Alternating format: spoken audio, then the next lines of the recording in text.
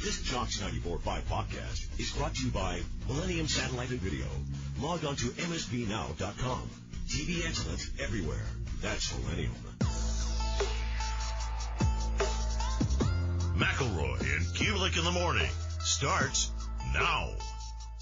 Welcome back in. McElroy and Cubelic in the morning. Hour number 3 underway. It's Thursday, June 25th, right here on Jocks, jocksfm.com, where you can listen online. The app is in your app store, iPhone, Android. Download that for free. You can listen on the go. James Colgan will join us tomorrow morning at 8 a.m. Very different twist on the Georgia offseason that he will discuss with us. 8 a.m. tomorrow right here on the show. If you recognize the name, yes, he is the gentleman who covers golf that has joined us before. But we'll discuss the Georgia football offseason tomorrow morning at 8 a.m. He joins us each and every week at this time. Thanks to our friends at Coke and Piggly Wiggly. It's the coach, Wimp Sanderson. Well, Coach, how you doing?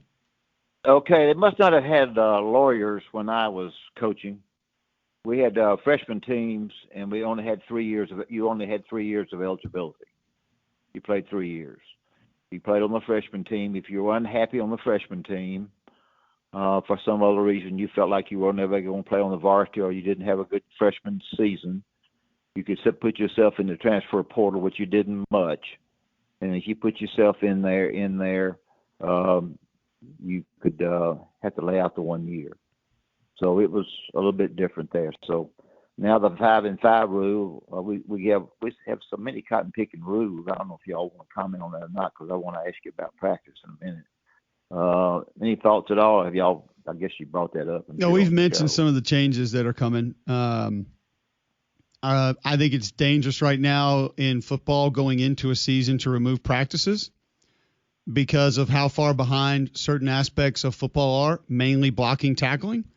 And the only way to do that is to do it full speed in pads against other people trying to make you look bad. So removing those is not going to improve that part of the game that we watch. So, there are parts of it that we view as very, I'm going to be honest with you, Coach, dangerous from an injury perspective. Yeah. But, that's where we're headed. Well, I know you were at skill position, you think. But, Greg, you were at skill position. Is it cutting back things before practice, trying to decide who your quarterback's going to be, try to decide maybe if you already know doing things? Doesn't that hurt you don't you need as many practices preseason right before your game as you can get? Am I wrong on that? I'm just trying to figure out what's forcing this. I remember in 2011 when I got drafted in the NFL, we were in the midst of a lockout. And one of the lockout CBA agreements that the players pushed for, because the players union was ultimately, we were trying to figure out what things were going to look like with the NFL owners. The NFL owners were not budging on the financial terms. So that wasn't happening. So what the players union did, and the older players basically comprised, there was no rookie representation on the NFLPA advisory board. There's none. So what they did, they instituted a rookie cap, which made sense. I understood that because the rookies were making an inordinate amount of money. So the rookies got crushed. And then the developmental rookies got crushed too, because they also said, all right, you know what? If you're not going to budge on finances, we want less practices. No more two-a-days, one padded practice a week, what have you. They put in all these. Yeah. So that was because that's what the players wanted to extend their careers, keep the rookies out, keep the developmental players out. But the older guys that are actually on the advisory board got to play a couple years longer because they're not practicing as much. So it made sense. But I'm trying to figure out, is there a players union that's pushing back on the practice time? Where are these changes coming from? Well, they have a FBS committee. I don't know I guess Football Coaches Association, who are, everything that we do is looking like they're trying to change everything, and it just doesn't work out. The political thing that they're trying to fix, and SEC and the Big Ten don't particularly like it. They're going to put that Coach when Coach Saban talked about it, he was positive, but I'm not sure that Coach knew everything about it at that time. But they're going to propose that to Congress now with all this thing that's been said. I can tell both of you right now it's going to pass. And I'm going to tell you why it's going to pass. because Congress doesn't know anything about football or basketball or the rules. They just know there's going to be a change, and if there's a change from what they're doing, they're going to vote. They're going to vote favorably. I guarantee you, for both of you, that when they get ready to vote on this, and after it's presented, all these rules are going to change. I think. I don't know.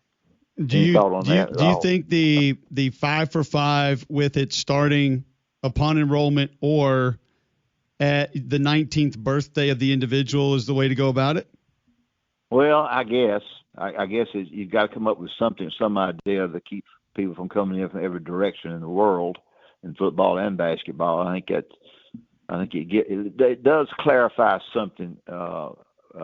Cole, I think we just don't have much clarification in what we're trying to do. I don't think, and when we have people vote, when you get ready to propose this to Congress, Tuberville, who's the football guy that is up there, knows goes one way, and the SEC goes another way, and we're on and on with it. So I do think that, to answer your question, it clarifies a little bit of what's going on. I think that helps. I don't know. You mentioned Georgia and Georgia's football. I think Auburn's doing a lot better job in their football recruiting. I think Alabama, because I listen to people all the time, they get all upset about Alabama recruiting 3-stars. I'm not a star man myself. I think stars for the media. You don't know whether he's 3-star or 5-star. Basically, I don't think my son doesn't agree with me. But I think if you are able, and I think Georgia did this first. I know they got a state full of players, but I think they made the guy, not made the guy, but talked the guy into coming with them, who they felt had great ability. But they weren't going to give him the whole farm to get him. They were going to do what they possibly could, and they knew that somebody else was going to offer him more. But they were able. Kirby was able to do that a pretty good job of that. I think Alabama is doing.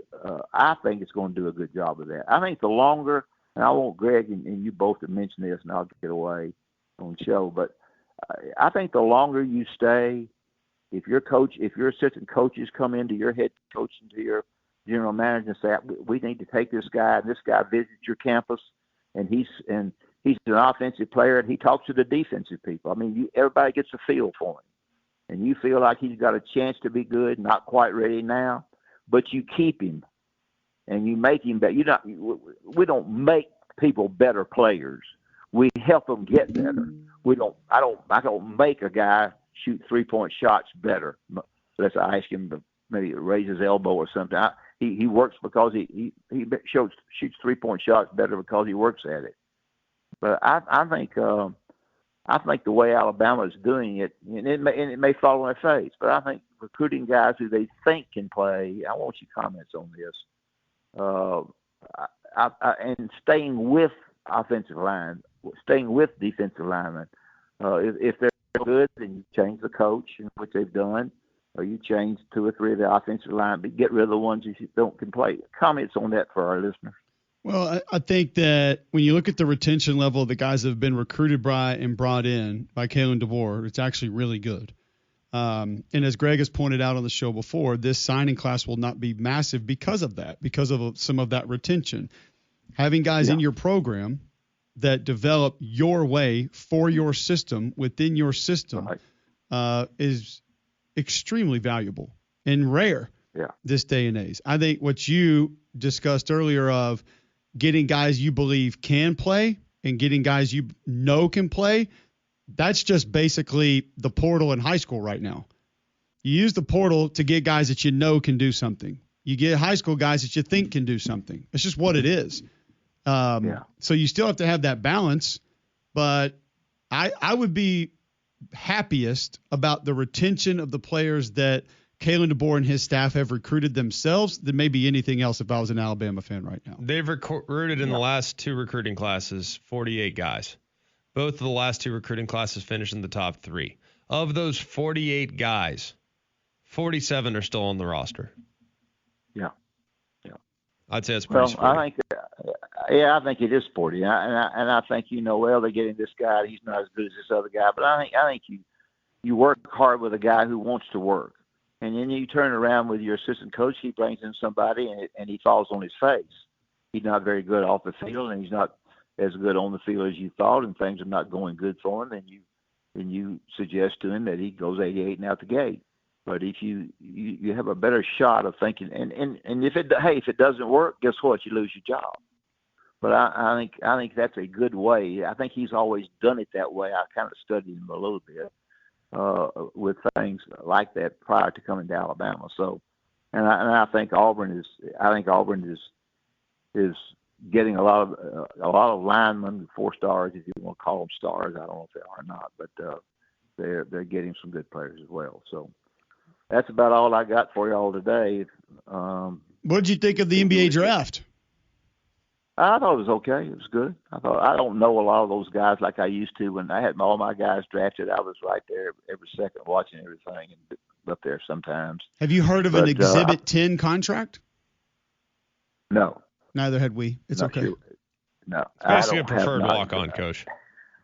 Yeah, that's what I thought. Probably preferred walk-on. But, the draft's okay. And, don't – for me, don't tell me how good you are. Show me, and they showed you. But there was one narrative coming out of the draft that I found interesting, and that was a couple of folks in the media going after some of the representation of players.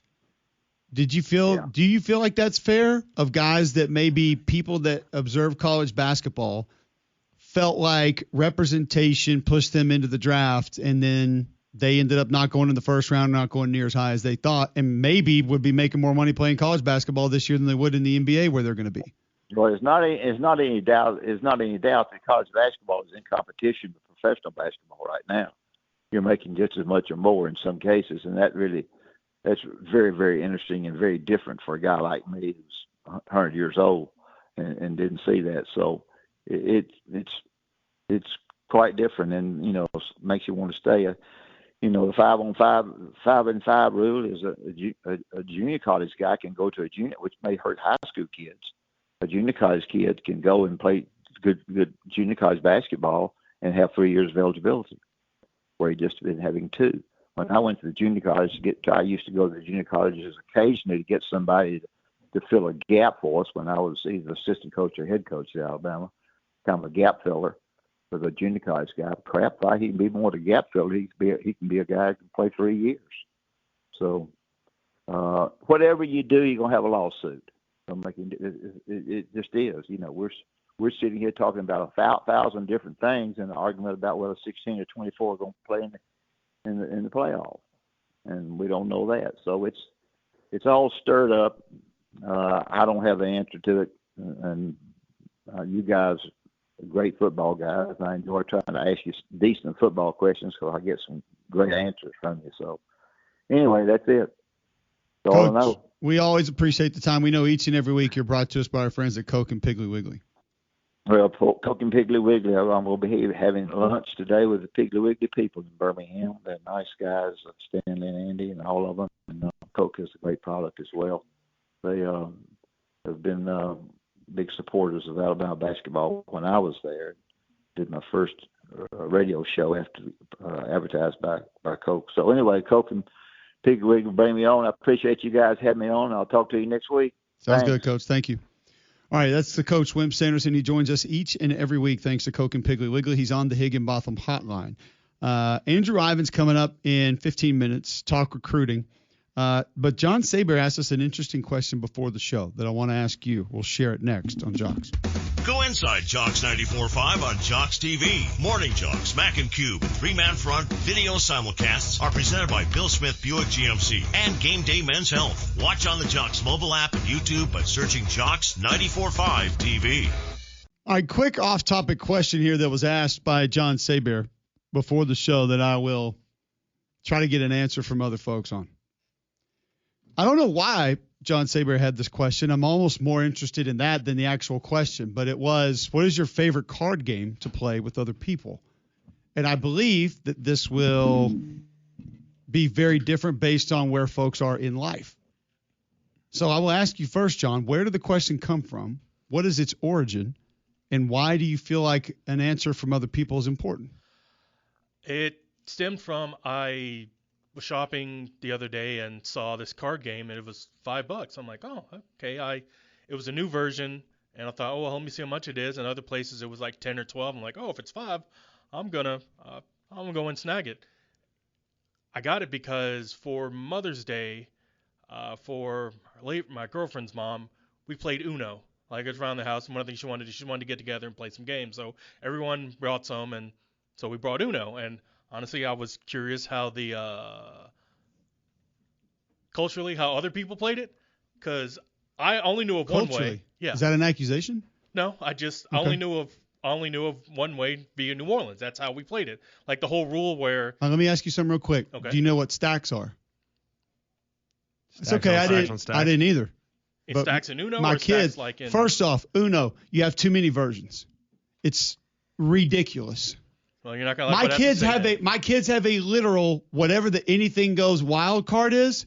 That's all it is.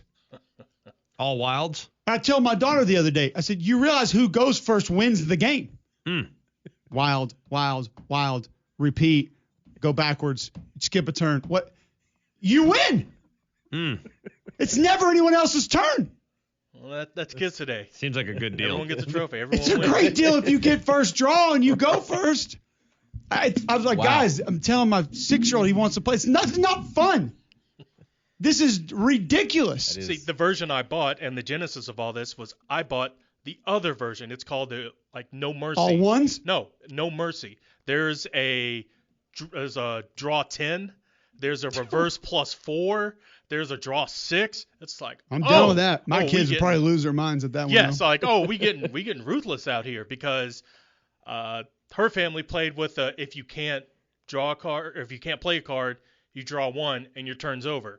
No, it's supposed to be you keep drawing until you can play. So my answer would right now be Crazy Eights, because my daughter and I play that almost every night. Okay. Like, that's our bedtime routine with her, and she has a notebook. She keeps score. She's actually up by 4 games right now. We used to play War. She has advanced from War into a game that requires a little more skill, and so now we play Go Fish for a minute. Crazy Eights, we're kind of into it. She loves it. I love it. It's great. That would be my answer. But back to my original point there. There apparently is like a side game now in Uno you can play called Stacks. Mm-hmm. My 8-year-old tried to explain it. I'm sorry, he's 9 now. Tried to explain it to me the other day, and he's like, you take certain cards and put them to the side when you get them. I don't know how you determine what those cards are pre-game, and you set them to the side and you can use them. Again, I'll have to get further explanation. I don't know what it is. And I was like, that sounds ridiculous. So We're not use doing them it later, like right? Or it sounds like something that a kid came up with to his advantage. Oh, okay. That is going to be beneficial for them with the way they play. Yeah. That we ain't And going it to play caught it on. on. That's not. Okay. Yeah, we ain't gonna do Oh, that. okay. Come on, Dad, we got to push Stacks. I'm like, nope, we're not playing made up rules. But the reason I brought up Crazy Eights is I played Crazy Eights with my grandfather growing up.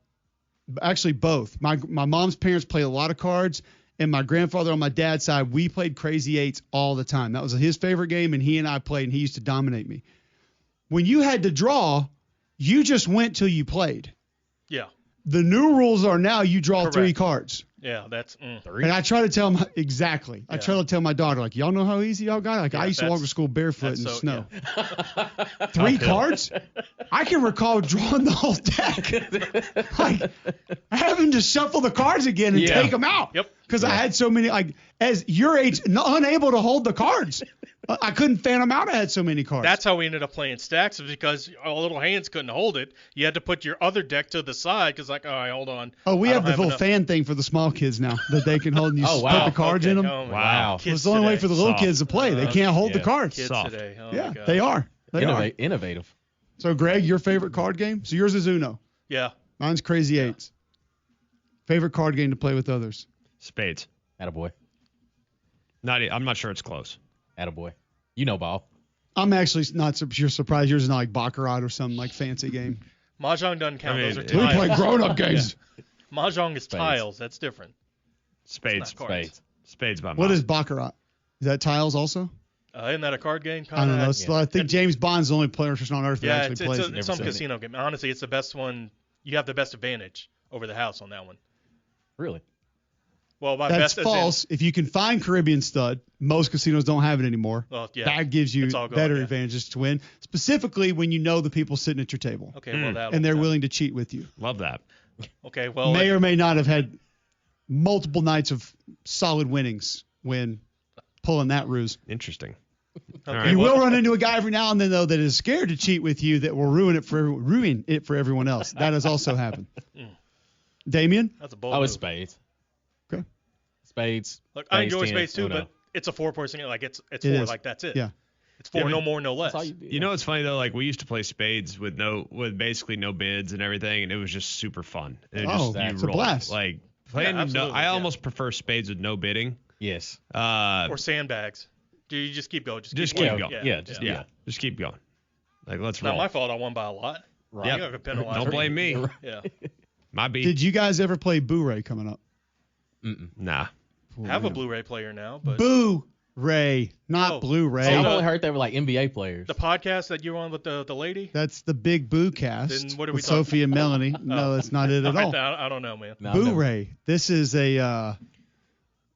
I'll just say this: I've seen it end in multiple fights, real fights, Okay, it sounds not fun. fake All fights, right, okay. real fights. You talk about playing with quarter bets, losing lots of money fast. Yeah. It can happen in a hurry, and Like I have quarter, like $25. 25 cents, Actual Soft. quarters. and not actual- I've seen. Well, obviously, Someone went to Fort Worth lately. it's different now, but yeah, hundreds of dollars go per hand, multiple hands in a row like that. That ain't It it. happens quick, Yeah, you can have. and that. I have seen teammates literally come to blows. yeah. It happens. Which I always It's thought, like, right. why are you fighting? Like it's the he didn't cheat. A Like, game, he just lost. I Yeah. understand he lost a lot of money, Yeah. but like. He's not cheating. See, He right. wasn't even being accused of Nope, cheating. nope, He's just just- mad he's that just they mad. lost that money that fast. Yep. Yeah. I was like, I get it, but you can't fight him because you just got smoked and lost $700. Watch me. Yeah, I've Not seen our that fault. in dice. I hadn't seen that in cards. a game of Boo-Ray apparently sparked the dispute that led to NBA star Gilbert Gilbert Arenas. Arenas' Yeah. suspension during an overnight flight from Phoenix to Washington That on was that the December one where 19th, Sebastian Telfair brought a 2009. gun on a plane too? Arenas It wasn't needled him. teammate Javaris Crittenden Crittenden. for losing over $1,000 in a game of Boo-Ray. The It two goes quick, exchanged man. words, with Arenas joking that he would blow up Crittenden's car, and Crittenden saying he would shoot Arenas in his surgically repaired knee. 2 days later, By the way, tough to hurt knee after in car Yeah, that that's was a blown bit- up. Yeah. Just throwing that out there. Feels a 2 bit days much. later, Arenas brought 4 guns at the Washington Wizards locker room Because 3 is not enough, and Greg. left them and saying, pick one. Just one. Said pick one. Yeah. Have y'all not seen the documentary on Netflix about it? No. Oh, it's crazy. It's about this? Yeah. I just thought it was about Gilbert Arenas in general. no. It's about this instant? Oh, 100%. Okay, watching that tonight. Oh, it's crazy. Like they were insane. And he brought like a gold crusted chopper to the I like facility. that you said crusted. Well, I think it's plated. Plated, yeah, plated. I don't think they bred Like it it's a cut of veal. This might be like fried chicken. Like it was crazy. this might be the funniest thing I think I've ever seen. On Who Boo-Ray, can we have on to talk about this on the show tomorrow? I don't know. But on Boo-Ray, you got to look at this picture. All right, on Boo-Ray, you look it up on Wikipedia, and it says a group playing Boo-Ray in Delaware. One guy's drinking a Coke Zero, looks like he haven't showered in a week, with a Tommy Bahama Yes. shirt and Yes. ukuleles on Insane. the arm sleeve.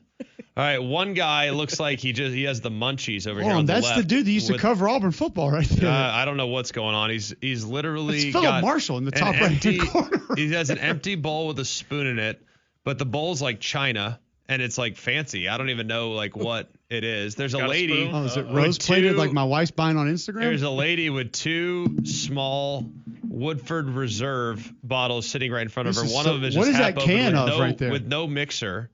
Drinking You straight. have off-brand root beer Yeah. sitting in front of this guy. That's Costco root. That's who is Sam's Club holding- root beer. It just says root. who is literally holding up an airplane bag for vomit. Puke bag. And then you have a guy that's 87 years old with an empty coffee telling cup you, that's sitting to Philip his Marshall right, right there. covering his hand so nobody Nobody can cheat cheating off on him. me. with a background looking like the kids are having one heck of a day. How many times has gray-haired guy told curly-haired guy, "Stop looking at my cards"?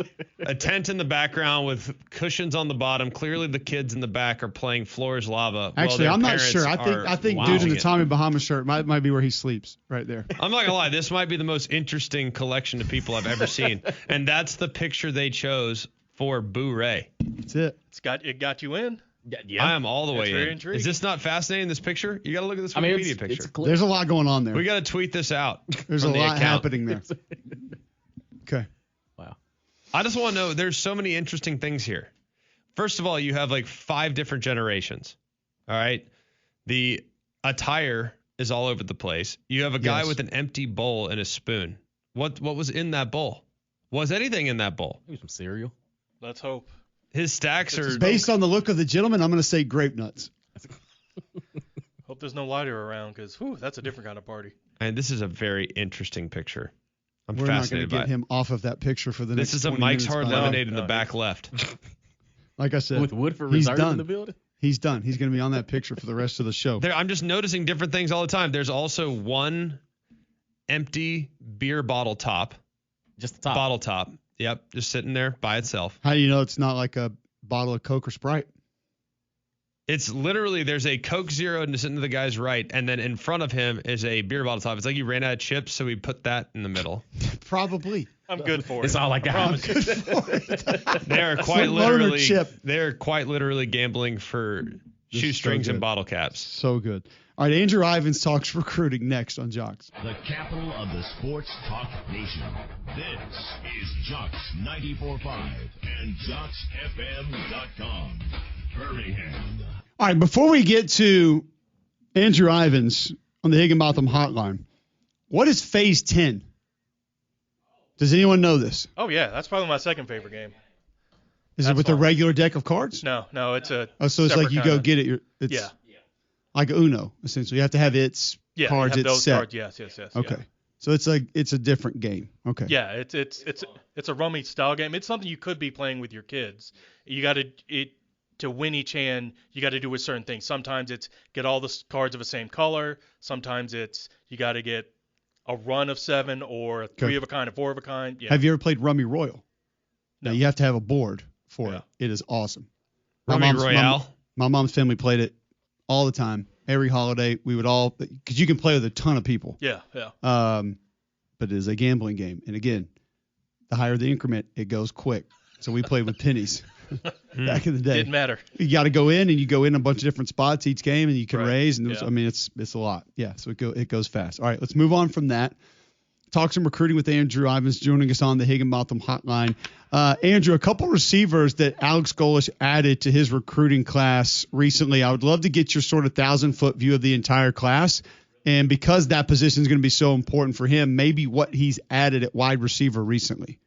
Well, I think Deshaun Hall, I think he's got some shades of Cam Coleman to his game, right? And just from a frame, a movement standpoint. And I think a lot of people forget with Cam Coleman, he didn't really break out until his senior season there in high school. I mean, he was a guy that had 500 yards receiving as a junior. Deshaun Hall, I think the question mark with him is you look at him, he's 6'5". He can attack the rim on the hardwood, but he only caught 3 touchdowns as a junior.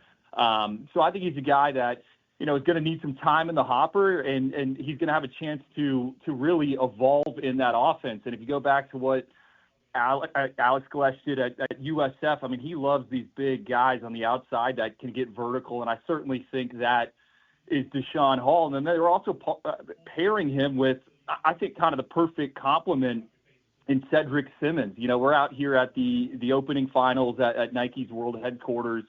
Cedric Simmons checked in yesterday. He's right there at 5'9", but he's pushing 200 pounds. He looks like a running back, but he wears the mask extremely well. And that's a kid that led the Yellowhammer State in receiving yards and in receptions last year. So, I love the combination of the two, and especially the fact that they're in-state local prospects and they're committed to play for Auburn. So when you look at just the overall class as a whole, how would you say it's shaping up? I think the first thing that stands out to me, we go back to March. I think Auburn was sitting there 73rd overall in the rankings. Now they're firmly inside the top 10. And, it's guys from all different pockets of the country, but at the same time, there's a big in-state focus. And I think that's important, just as the powers that be kind of shift there in the Yellowhammer State. I think on defense, that's what really jumps out to me. Isaac McNeil, the linebacker out of Vigor, I think instinctively he's one of the top off-ball guys in the class. He's also a really, really good athlete, a guy that just has the sonar to locate the football. He's another guy that's out at the opening finals this weekend in Oregon. What they've done in the secondary, Chance Gilbert out of Georgia, he's a four-star safety, one of the fastest kids in the class. Now, he's recovering from an injury. I think a lot of schools were a bit hesitant to kind of push all the chips in, but when he is healthy, he's a guy that has endless range over the top. So, I really like what they're doing on defense. I think Aiden Wiggins, a kid out of South Carolina, I think they got a steal in him. He's a height, weight, speed cornerback. Kareem Palmer, a linebacker out of Georgia. He's one of the fastest guys in the country. So really for me, the defense, the wide receivers, and then at running back, Maishawn Johnson-Cook, this is a kid that's well over 235 pounds, but he's gone 4.44 in the 40-yard dash on the lasers. I think a lot of people are going to see him and compare him to Derrick Henry. I'm not ready to go there just yet, but he's certainly a guy that can bang between the tackles in the SEC. There's certain individuals that you just try to avoid the comp at certain positions. I would imagine Derrick Henry would be one of those. You just say, you know what, we'll find another big back and we'll make the comparison. He might not be the guy. Andrew Ivins joining us on the Higginbotham Hotline talking some recruiting. Andrew, it feels like there's a narrative kind of floating now that Notre Dame is sort of pulling away from the pack, specifically this year in recruiting, and that's been building for the last few years. Is there a big gap? Where is Notre Dame compared to everybody else right now in this recruiting cycle?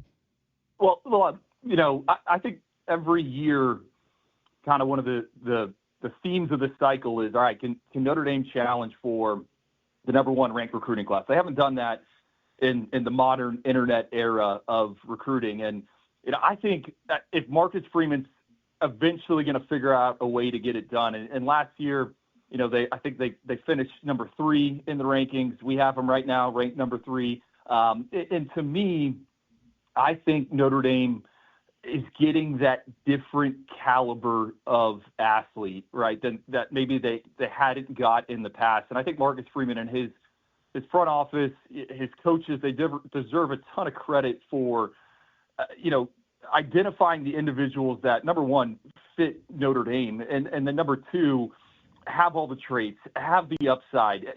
That's a really small pool of players, and every program in the country wants those individuals. So when I look at what they're doing here in the class of 2027, Abraham Cisse, a 5-star edge rusher out of the state of Pennsylvania. There was a time when a lot of people thought he was going to end up at LSU. He picks Notre Dame. The offensive line group, no surprise there. And then really what they continue to do in the secondary. We go out, travel the country and go to these camps, and it's like, this corner's locking down one side of the field, and guess what? He's committed to Notre Dame. I think they've really turned that into one of the best position rooms in all of college football, and it's just so impressive how they continue to replenish it. So for me, it's just they're getting that next caliber of athlete, and they're winning some recruiting battles that I think in the past they would have just bowed out a little bit early. So what do you think has changed? Is it really more Marcus Freeman and his ability to relate to the player? I think so. I think Notre Dame has improved its compensation packages, right? And so many of these recruitments, that's what it comes down to. What can the school offer me? What can the school do for me? And everyone has these competitive, deals in place. But the kids also, you have to have a proof of concept. And as college football has turned so much into the NFL, right, you can't just draft these kids. You still have to recruit them. You still have to build a relationship. You still have to show hey, we're going to get these kids to the NFL, get them to that second contract. And, maybe not every recruit that's what they're thinking big picture. But the thing is, the ones that are, those are the ones that you want in your locker room, on your roster. So I think Marcus Freeman, his proof of concept, what they've been able to do, and just them stepping up when it comes to a financial perspective, having competitive offers on the table, that has kind of allowed them to break into that next tier where when we talk about the top recruiting operations in college football right now, I think Notre Dame's right there on the short list. Is there an up-and-comer in recruiting we need to be paying attention to? Maybe not a top 5, top 10 class right now, but you kind of see them trending in the right direction, and maybe it's even been building for a year or two that you would say, hey, you need to keep your eyes out on what's happening with this program?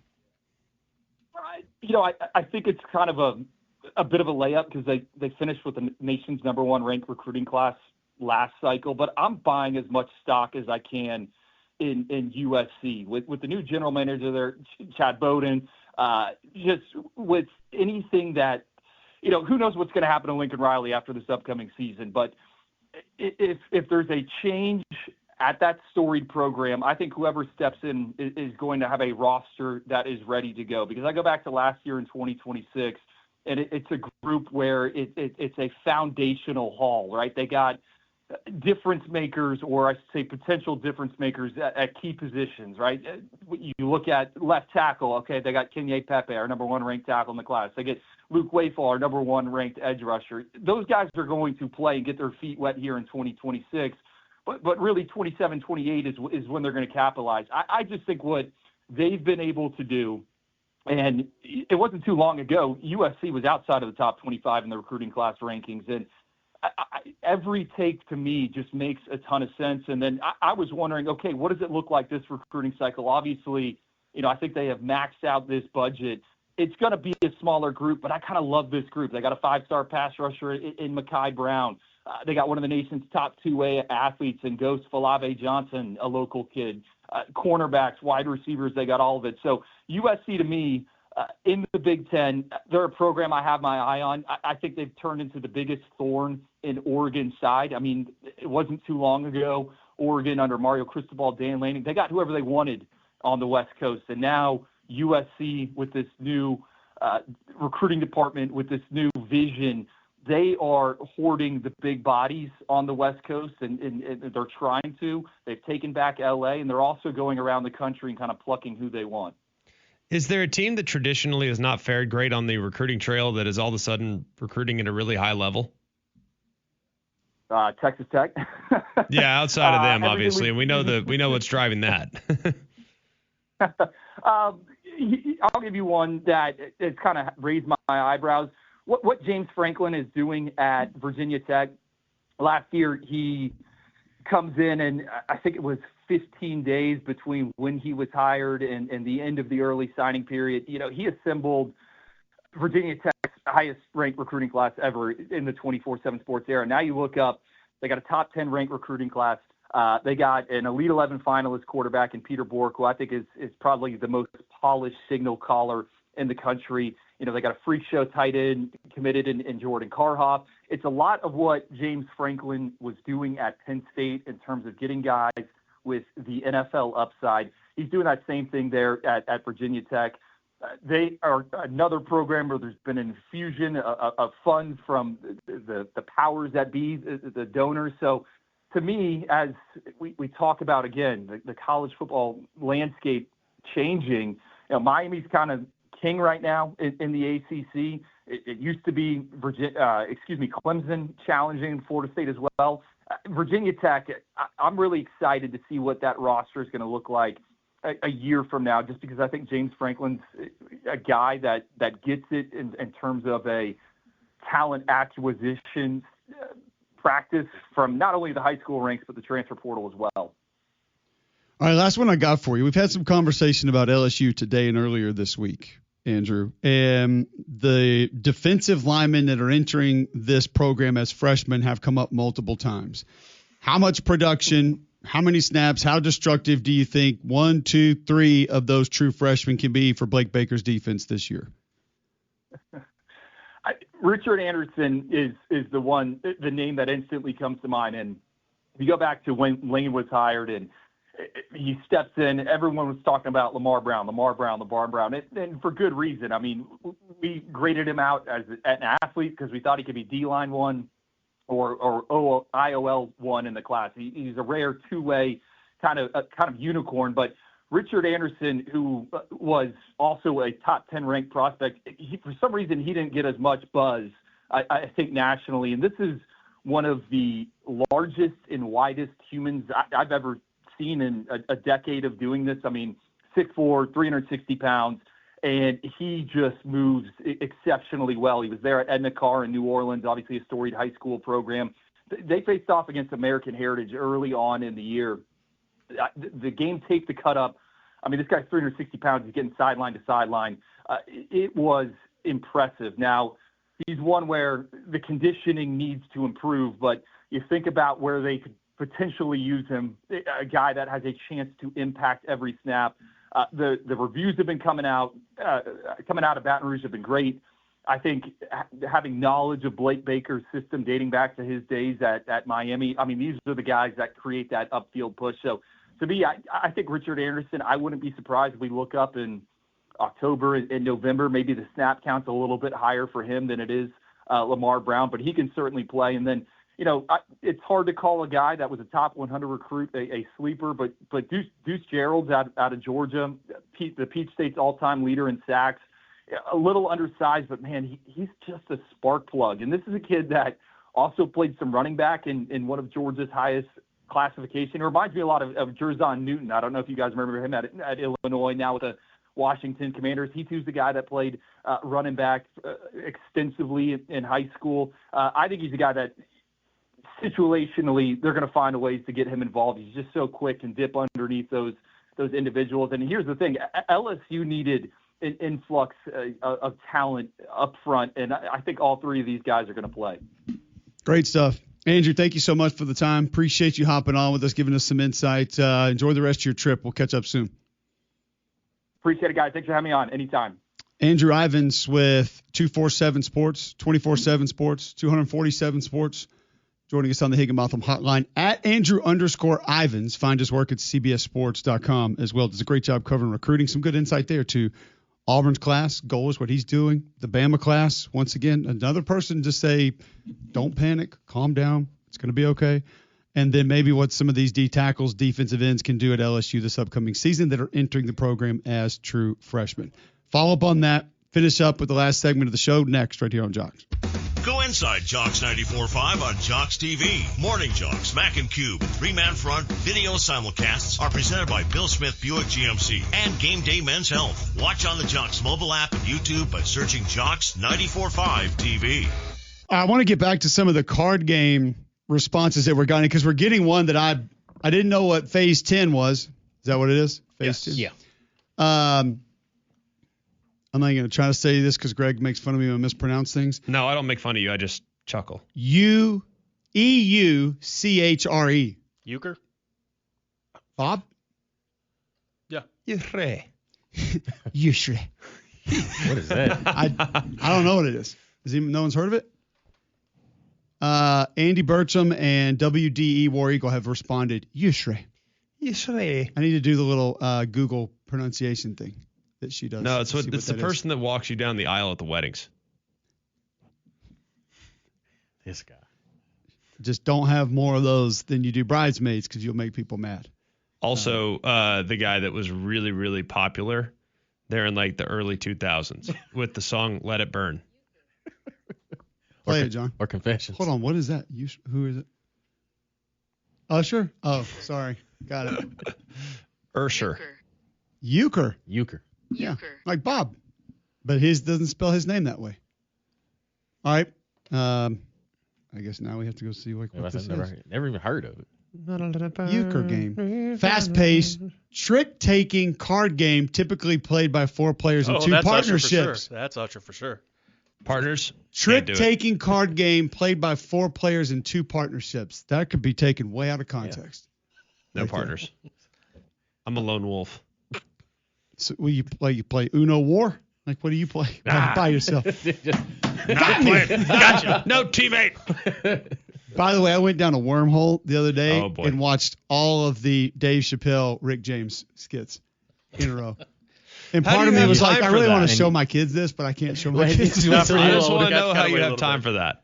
I was actually for that, but driving. just I was one actually episode. driving when I did it. I would love to do that. One episode, man. 20 minutes. No, it's two. There's two. There's two different versions. Rick James? No, the whole thing was There's in two one Rick episode. James episodes. I'm pretty sure he did it in 2 episodes. Thought about He did Prince in the other one. someone else, Charlie but you Murphy. know that it's over. I'm pretty sure there's 2 Rick James skits. Really? I found 2 videos. Yeah, they're all like the whole episode that was one. It was dedicated to him. It may be. Yeah. You may be overweight, lacking energy, getting poor sleep, feeling on edge. Game Day Men's Health can help you. If so, go to GameDayMen'sHealth.com today. Holistic approach to health and wellness. When you go to GameDayMen'sHealth.com, free PSA test, free testosterone test. They give you your baseline health, then they let you know the different ways that they can help you. Weight loss programs, peptides in stock now. They've helped numerous Jocks listeners. They can help you. Great staff, minimal upfront cost in the programs they offer. Go to GameDayMen'sHealth.com today. We've gotten poker as a response. Okay. Oh, wait, hold on. Here's the basics of Yusre. The deck removes all 2s through 8s from a standard deck, leaving 24 cards. Ace, king, queen, jack, 10, 9 of each suit. Deal a player 5 cards, typically batches of 2 and 3. 4 remaining cards are placed face down as the kitty, and the top card is flipped face up. Object of the game, first team to reach 10 points wins. Right borrower, left borrower, standard card. It's Okay. sounds like a lot. It sounds fancy. Sounds like you gotta be I got to Very. watch smart. it. I got to watch. Sounds like you gotta be somebody play it. smart to play that. Sounds like it. I'm out. That's why Andy Bertram chime in. Yeah, that seems got him. above us. Air Maze tweets in, definitely poker, Texas Hold'em specifically. Tell me your kids aren't young. It would be really fun to play Texas Hold'em with friends. Tonk is another one that we've Tom. gotten. Yeah. Unfamiliar. I think I've tried it before. I got to get back in the card game world. I got to get back. The Get card out there, world. man. Bro, you on Mahjong now, dog? Yeah, man. It's fair. He's I'm a moved on. tileman. Yeah. He's I'm a moved on. tileman. Yeah. All you Tileman? simpleton. Don't even All worry you about the cards no simpleton more. cardman. How much Scrabble you played recently? Not enough. I'm terrible at Scrabble. My brain does. I can't do Wheel of Fortune either. It's like my brain doesn't work that way. Nah, it's all good. I don't know why. It's a puzzle. I Matt just Nunley can't says solitaire. Remember when solitaire was on every single computer ever, Yes. and you was so easy to go play? Now I can never find it. do. Solitaire was high quality. I love it. Terrific. Solitaire or Snake on the old Nokia brick phone? Which one? Oh, The new Snake is pretty legit. Snake's awesome. Yeah. So good. Snake, basically, they stole that from the Tron video game in the 80s when you drove the motorcycle It was right around and there. it left All you the had to thing do. behind you. They're all thieves, all of them.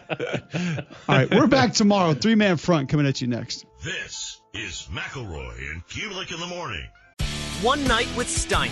One Night with Steiny. Shout out, full send now. Hey, bro, what's your name, bro? Steiny, what the hell? We've been sitting here for like an hour together. I don't know your name. My boy. What's your name, bro? Steiny. I can't guarantee anything. All I can guarantee is that you're going to be entertained. I'm a professional. I'm here to interview. So the whole interview, you didn't ask me what I like better, Burger King or McDonald's.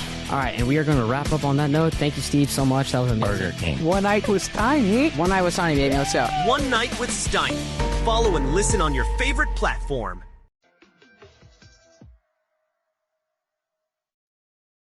One Night with Steiny. One Night with Steiny. Shout out, full send now. Hey, bro, what's your name, bro? Steiny, what the hell? We've been sitting here for like an hour together. I don't know your name. My boy. What's your name, bro? Steiny. I can't guarantee anything. All I can guarantee is that you're going to be entertained. I'm a professional. I'm here to interview. So the whole interview, you didn't ask me what I like better, Burger King or McDonald's. All right, and we are going to wrap up on that note. Thank you, Steve, so much. That was amazing. Burger King. One Night with Steiny. One Night with Steiny, baby. Let's go. One Night with Steiny. Follow and listen on your favorite platform. One Night with Steiny. One Night with Steiny. Shout out, full send now. Hey, bro, what's your name, bro? Steiny, what the hell? We've been sitting here for like an hour together. I don't know your name. My boy. What's your name, bro? Steiny. I can't guarantee anything. All I can guarantee is that you're going to be entertained. I'm a professional. I'm here to interview. So the whole interview, you didn't ask me what I like better, Burger King or McDonald's. All right, and we are going to wrap up on that note. Thank you, Steve, so much. That was amazing. Burger King. One Night with Steiny. One Night with Steiny, baby. Let's go. One Night with Steiny. Follow and listen on your favorite platform.